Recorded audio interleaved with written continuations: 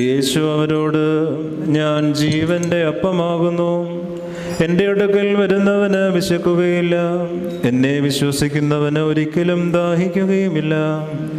എന്നാൽ നിങ്ങൾ എന്നെ കണ്ടിട്ടും വിശ്വസിക്കുന്നില്ലെന്ന് ഞാൻ നിങ്ങളോട് പറഞ്ഞുവല്ലോ. എൻ്റെ പിതാവ് എനിക്കായി നൽകിയിട്ടുള്ള ഏവനും എൻ്റെ അടുക്കൽ വരും. എൻ്റെ അടുക്കൽ വരുന്നവനെ ഞാൻ ഉപേക്ഷിക്കുകയുമില്ല.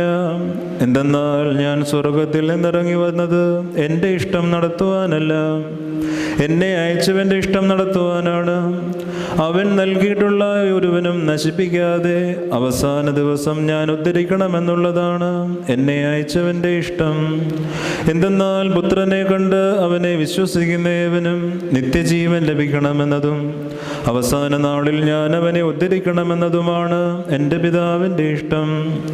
ഞാൻ സ്വർഗത്തിൽ നിന്നിറങ്ങി വന്ന അപ്പമാകുന്നുവെന്ന് പറഞ്ഞതുകൊണ്ട്